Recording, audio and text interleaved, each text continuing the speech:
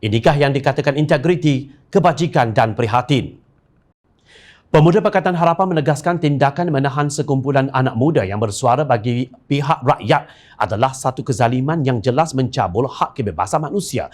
Ketuanya Sazni Munir Muhammad Isnin berkata Perikatan Nasional mesti berhenti menggunakan hujah penguatkuasaan undang-undang.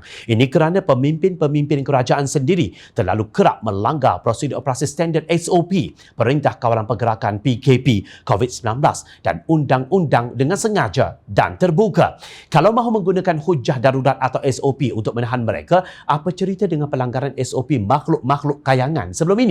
Adakah sebarang tindakan diambil? Adakah penguatkuasaan undang-undang hanya valid kepada rakyat biasa dan silent apabila melibatkan batang tubuh menteri atau orang-orang yang berpengaruh bidasnya dalam satu kenyataan? Ketua Pemuda Amanah Nasional itu berkata demikian ketika mengulas penahanan aktivis Mukmin Nantang dan 6 individu lain selepas protes aman mendesak Perintah Kawalan Pergerakan diperketatkan PKPD di Kampung Muhibah Raya, Tawau, Sabah ditamatkan. Kezaliman apakah lagi yang mahu dilakukan oleh Kerajaan Perikatan Nasional dan Barisan Nasional ini? Apakah lagi apabila pihak berkuasa sendiri yang memulakan provokasi sebelum penahanan dilakukan? Sejak bila memegang plakat dan bersuara ini menjadi satu jenayah? Soalnya lagi, Syazni turut mengecam tindakan penahanan demi penahanan oleh kerajaan termasuk terhadap aktivis Fahmi Reza oleh Kerajaan Perikatan Nasional sebagai mengekang suara dan kemarahan rakyat. Menurut beliau, ternyata tanda pagar kerajaan gagal yang berkuasa hari ini telah mengabsahkan dirinya dengan gelaran baru iaitu tanda pagar kerajaan zalim. Jawapan kepada kerajaan zalim ini bukanlah toleransi, apatah lagi mahu berlapang dada.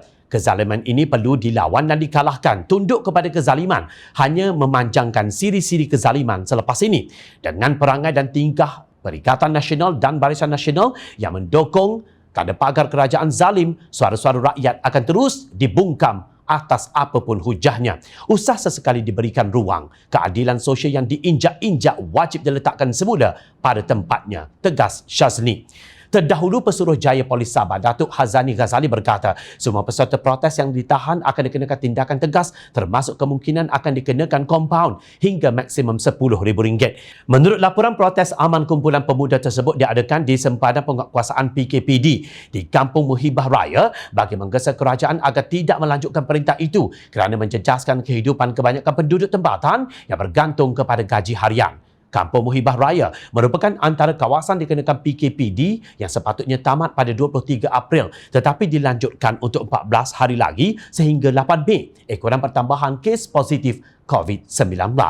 Difahamkan pihak berkuasa kesihatan telah melakukan 622 ujian saringan kepada penduduk dengan 70 daripadanya positif manakala 310 masih menunggu keputusan. Maknanya dengan PKPD pun COVID-19 gagal juga ditangani. Sementara itu, yang menerima vaksinasi COVID-19 ialah golongan yang sama yang melanggar SOP dan undang-undang dengan sengaja dan terbuka. Inikah yang dikatakan Malaysia Sejahtera dan Malaysia Lestari 2030. Nak lestari celah mana kalau kerajaan dan rakyat sama-sama hutang keliling pinggang? Inikah bayangan negara integriti, berkebajikan dan prihatin yang ditawarkan Perikatan Nasional? Ingat, rakyat sentiasa memerhati.